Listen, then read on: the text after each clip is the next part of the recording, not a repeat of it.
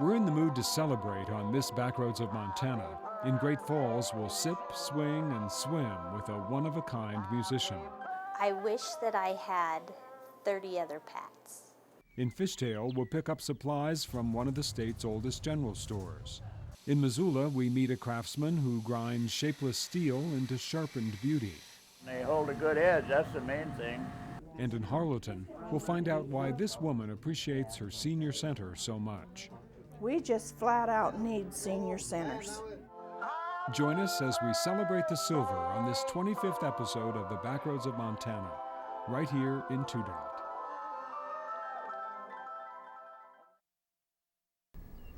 Backroads of Montana was made possible by the Greater Montana Foundation, encouraging communications on issues, trends, and values of importance to Montanans.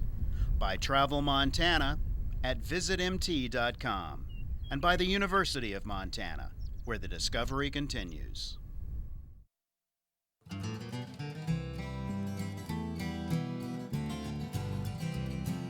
it's beautiful with spacious skies, has amber waves of green, and has purple mountains majestic that rise up out of the plains. And all across America, from sea to shining sea, where the mountains and the prairies meet, is a place I need to be. Home is where Montana is my home. From mountain peaks to prairie lands, the places I have known.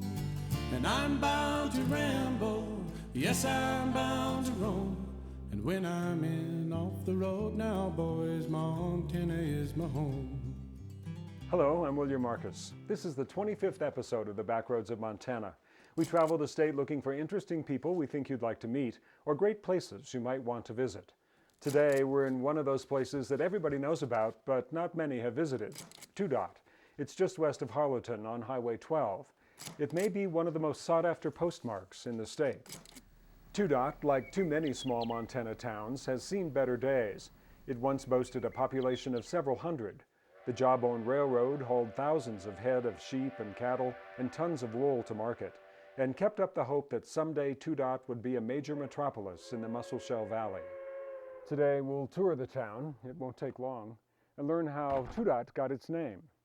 Our first story takes us to one of the few Montana settlements that did make the leap from town to city, Great Falls. There we'll meet an entertainer whose musical stylings keep that city's hottest spot cool.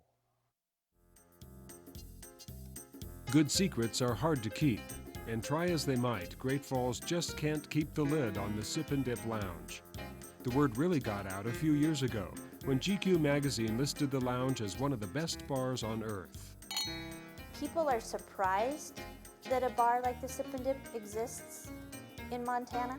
There are many reasons for the Sip and Dip's underground popularity, but its resident piano player may be number one. Putting on the Ritz, oh yeah. Pat Sponheim has been putting on the Ritz since 1963 when she filled in for the vacationing musician. When he never returned, Pat's 2-week gig turned into a 40-plus year engagement. And I've been here a whole lot of years. And I kid everybody, and I said, you know, it's me and Lewis and Clark. In the early 60s, the piano bar was just one attraction at the new O'Hare Manor, the fanciest motel in Great Falls. The O'Hare boasted modern innovations like a heated garage, a helicopter pad, and an Art Deco lounge. About the time Hawaii became a state, much of America, including the O'Hare brothers, were bitten by the tiki bug. With bamboo curtains, a thatched ceiling, island motifs, and a glass window that allowed patrons to sip while others dip, the brothers transformed the original lounge into a tropical paradise in the middle of the Montana prairie. Eventually, the Polynesian craze subsided. Today, the Sip and Dip is one of America's few remaining tiki bars. Its exotic atmosphere was stuck in time until the current owners decided to make the most out of the glass window. Bye, I gotta get back to work. Bye.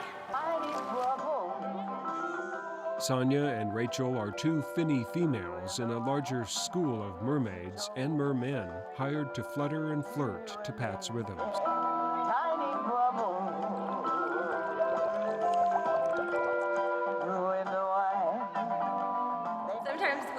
underwater, we can hear Pat. We try to dance to the music or react.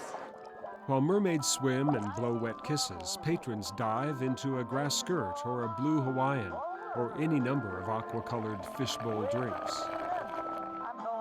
For all these reasons, the Sip and Dip is usually packed to its bamboo rafters.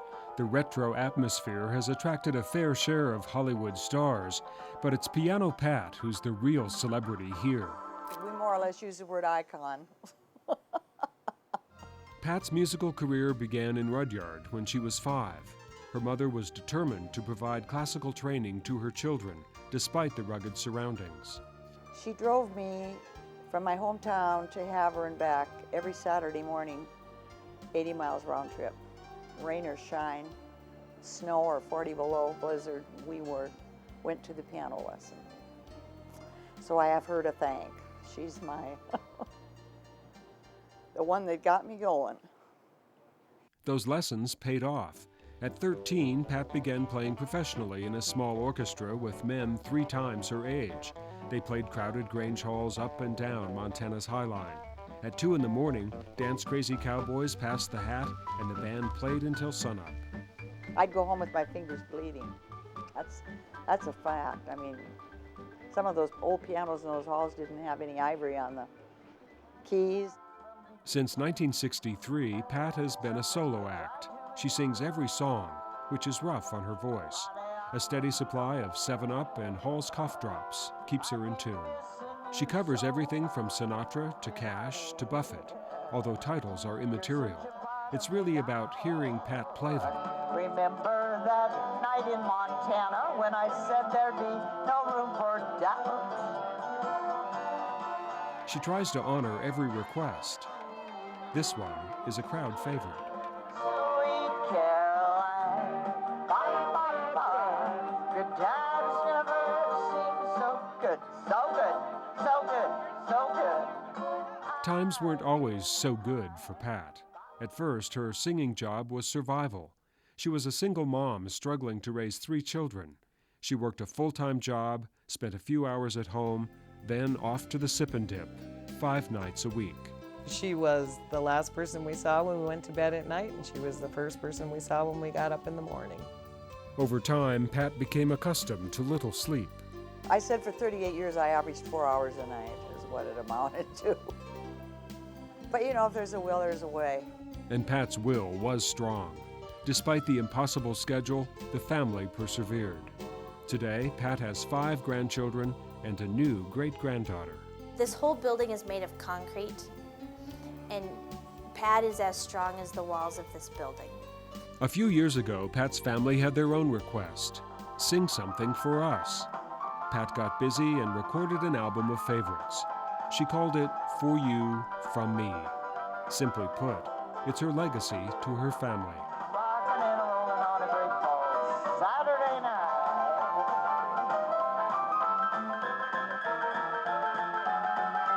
It's 1 o'clock when Pat plays her last request, takes a bow, and drives herself home, leaving behind another Saturday night house. In just a few hours, Pat will be playing in someone else's house.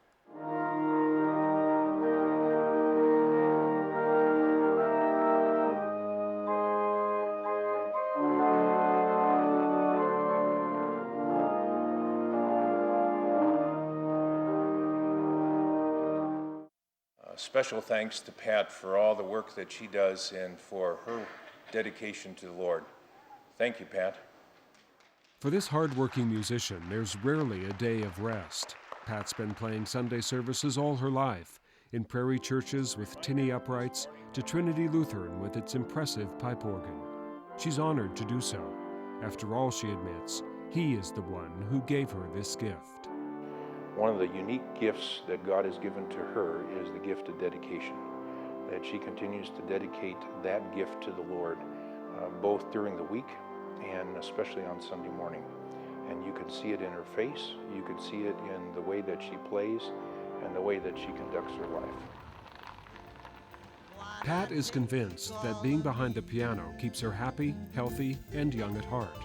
That leaves her family and friends with one final request: keep on playing.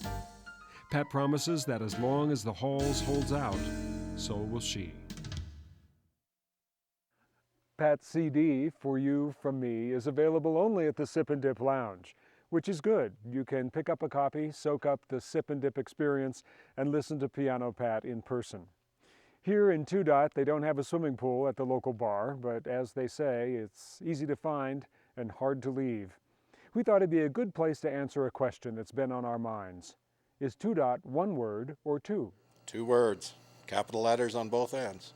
It's 2 words. Well, the reason I go by it as 2 words is old Twodot Wilson's letterhead was 2 words, Twodot Ranch. 2 words or 2 dots. Those of us that can't spell just put dots. Seems like somebody needs to change the sign over the post office. Our next location, Fishtail, might also suffer from the same 1 or 2 word dilemma. But one problem the locals there never have is getting their hands on just what they need. How's it going, Joe? I'm doing all right. The Fishtail General Store's motto is a little bit of everything since 1900. If if a rancher needs a bolt for his tractor, we have it. If somebody wants a homemade pie, we make it for them. We have mining stuff, we have fishing stuff, we can sell you a fishing license, we have soup, our sandwiches are wonderful, we have great meat, we have a craft section, we have a hardware section, we can gas up the car, we still have single scoops for 10 cents for children under 9. Basically what this store does is it provides our locals with an everyday need. See you guys, thank you. Living in Fishtail is like stepping back in time 50 years. It's really a close community. When somebody's hurt or somebody needs something, we all work together to make that happen. There are some really wonderful, wonderful folks, and it's just like one big family. Don't get me wrong, we don't always get along, we don't always agree, but we certainly can work things out, and that's what families do. If this store is the heart of the community, then our old frost killer stove is the pulse. In the old days, people used to sit around the stove and the guys would spit on it and it would hiss. Well, we don't allow any spitting anymore. Guys come in that are really, really cold. It's so cool because you can see somebody's rear end next to it. You know, everybody loves to feel wanted, and I think that that's what this store does for Bill and I. It's just like having a kid. I mean, you know, they can be a real pain in the neck sometimes, but then they can give you so much joy. And that's what this store does for Bill and I. It gives us joy, so much joy. And the fact that we need to sell it makes me sad, but it's time. And so we need to find somebody that's going to love it as much as we do. They're going to hear and feel what's in the walls. There's history, there's community, there's warmth. There's a desire to keep this store like that. And I know there's people out there that want to have that kind of feeling. So the right people will come along.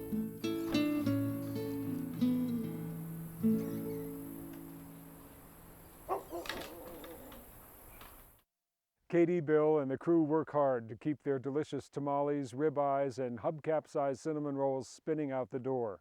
They're at the general store in Fishtail from 5 a.m. to 8 p.m., 7 days a week. Twodot's Main Street once had a general store and a restaurant, hotel, and bank. Most burned down in a big fire in 1918. The restaurant survived, and the building is one of the few left on this side of the street. The town's church burned down in 1927. The story goes that some local boys were catching gophers and branding them with branding irons made from coat hangers in the church. They would heat the irons in a fire they lit in the collection plate. They saw some adults coming and threw the collection plate out the window, right into a stiff west wind, which blew the embers up into the rafters, and the church was gone a short time later. Today, with this small fire hall, Twodot is better prepared for flame and wind. A short distance from Twodot, just south of Judith Gap, they're using the wind to fire up Montana's power grid.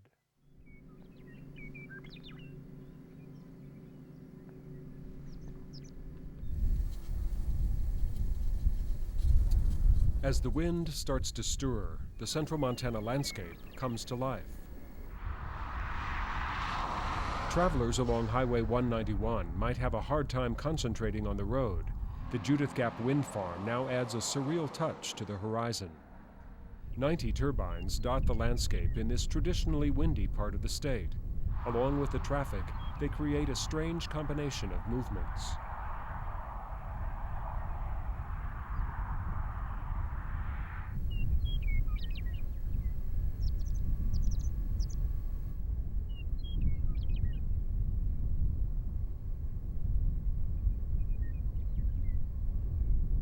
Located between Judith Gap and Harlowton, the turbines stand nearly 300 feet high. Each blade weighing more than 6 tons. These slow-moving giants are visible more than 20 miles away.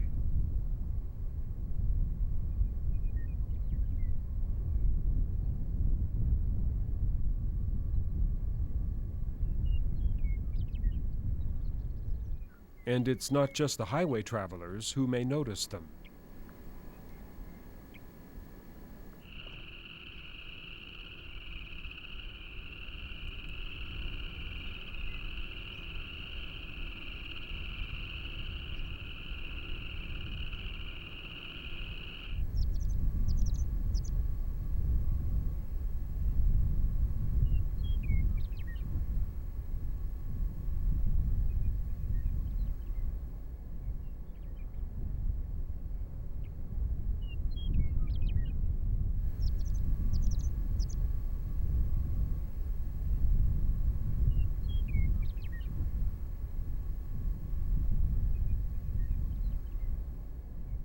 They may have found a way to farm the wind, but you still have to work a ranch. This room is the original cabin on the ranch once worked by George Twodot Wilson. He ran thousands of head of sheep, cattle, and horses on his spread in the Musselshell Valley and turned the cabin into a nice ranch house. The brand for the ranch was originally 2 dots made with a kingpin from his trail wagon. This branding iron came later. The brand became his nickname, and the town down the road became his namesake.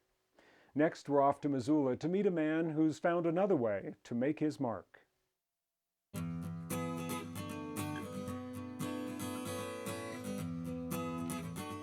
It seems like a simple thing. Grind down a piece of steel to a sharp and shiny point and you have a knife. But it's what Missoula knife maker Jerome Weinand does to create the steel and the handles that makes his handmade knives unique. A lot of people say it's too pretty to you, and I said, well, that's what I make them for. Weinand begins the process by heating up the forge in the shop near his home west of Missoula. Then he prepares to make the steel for his knives. 2 different steels in here. And there's 19 layers in this to start with. And the one has quite a bit of nickel content in it, and that's what the shiny part of the Damascus is. Those steel layers show up as different shades when they're melted together to form one piece. Ready already. With the steel heated up, Weinand first uses a giant press. 45 ton, do it every time. Gotta do the hammer. And then a hammer to shape the steel.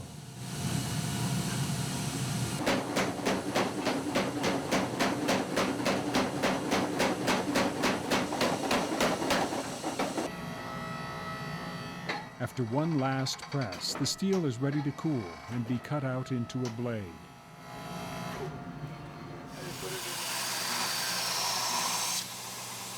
Then it's on to grinding, and more grinding to sharpen the edge. Remember stainless steel bolsters? After heat treating, the knife gets a handle made with anything from wood to dinosaur bone to sagebrush. That's how they carried their knife. Weinand began his knife-making career in 1982. This was the first knife that I ever made. And I made it for a throwing knife. It's actually made out of a chainsaw bar. With that knife on his belt, Weinand was hooked. He taught himself the tricks of the trade and still loves what he's done for almost a quarter century. I was probably the one that got excited and kept making them. And then people started buying them, you know. 10,000 knives later, this Air Force veteran and retired construction worker sells his knives and steel at a handful of shows around the country. He says he gets his best compliments from the people who are using his knives for what he made them for. I've had guys say they've done 4 or 5 elk without sharpening one of my knives. That's what I like to hear, rather than say, well, this thing don't hold an edge for nothing. That's called a raindrop pattern. Weinand has created many sharp-looking designs on his medals as well. That's my alien pattern. See right there? That's how they always depict him when look on TV. It's a lot of work too, but you know, the end picture is worth it, I feel.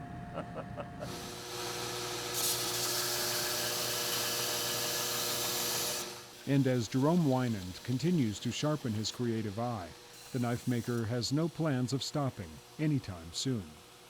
I have other people say I'm an artist, but I don't know. I just consider myself a knife maker. Other than attending a few knife shows every year, Jerome Weinand doesn't advertise his work at all. He lets word of mouth do the selling. This old knife sharpener speaks of an earlier era when George Twodot Wilson had to start every day with a clean, sharp edge. Now it's just a rusted relic, its usefulness appreciated only by an earlier generation. For older Montana residents, senior centers provide valuable services and a great place to visit with friends. We stopped by in Harlowton and discovered a place that has given one woman more than she ever imagined. Bill was there, right? Pretty big. It's another lively morning conversation at the Wheatland County Senior Center. Oh, Betty, you're funny. As always, Irene Schuchard is trying to make everyone feel welcome. You just said you're 92, and she says you're not old enough yet to be in the senior center. This is a comfortable place for Irene. The morning coffee routine has the women sitting at their table towards the back, while the men gather near the front. It's a room filled with information and history. Betty Cannon traveled the world through the Navy, while Perry Smith traveled the country driving trucks. Joe Fawn spent more than 30 years in public education, while Frank Holstein spent more than 30 years herding sheep. Dick Fryer still has his full-time job. He's been a barber in Harlowton for 56 years. Anybody that lives to be their ages, they've lived through the dirty 30s, they've lived through a lot. You can't tell me that they're not priceless, precious people. I just think so. When my parents and us kids moved to Montana, Irene came to the senior center in 1993. Those were tough times for her. After raising 8 children, Irene's 30-year marriage ended in a bitter divorce. She came to Harlowton with no experience running a senior center, but plenty of life experiences. anybody that can raise 8 children on next to nothing, you learn how to manage more things than just dollars and cents. Irene had worked with seniors as a certified nurse's aide at the local hospital. Hello, Arlene. But it was at the senior center when she really started to shine. She helped upgrade their transportation. Through a grant, they put a new stove in the kitchen. In Jesus' name, amen. We can eat. The center quickly developed a reputation for one of the best lunches around. Volunteers worked tirelessly for food and financial donations. There was also good news in Irene's personal life when she married longtime friend Ralph Schuchard. Most determined fellow to have a wife. And he knew what he wanted or who he wanted. Bless his heart. Ralph helped Irene run the center, and the center helped people in the community. Donna Elwood became a member after her husband passed away in 1995. And after that, it sort of became my second home. It was a real lifesaver for me. Hi, Mary. How you doing? Mary Griffith loved socializing at the center, but when she was sick recently, she discovered the senior center could come to her. My kids said, well, you call Irene and ask her to deliver a meal. So I did, and I really appreciated it. Perhaps no one appreciates the center more than Gloria Williamson. 300, 10, 20, 30, 40. Friday night brings the sounds of a weekly pinochle game, and Gloria is on her way to winning the jackpot. $3. I know other people was mad at me because I won. This has become Gloria's favorite place, and by no coincidence, the woman running the center is one of her best friends. She helps me with things. Yep, she's just like a sister to me. Gloria's got a heart big as Texas. And if I have it right here on my desk. That friendship was one of many memories Irene was collecting at the Senior Center. Articles, photographs. She would need all of those positive reminders for what was about to happen.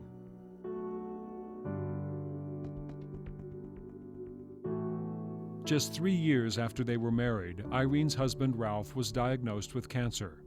Every afternoon she would drive him to Billings for treatment. But before that, she had her work at the Senior Center. I think it helped keep me focused.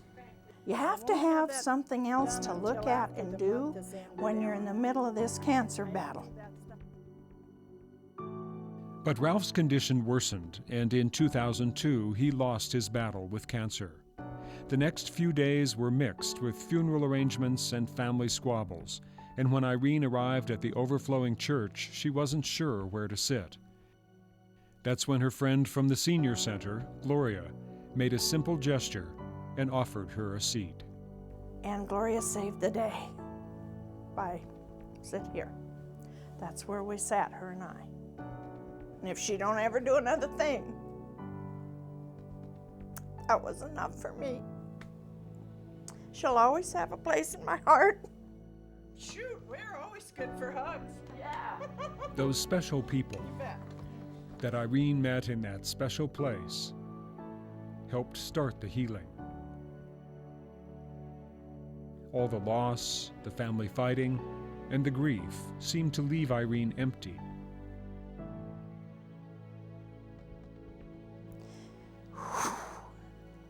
I lost something there through that, and there's only one place I regained it. Senior Center.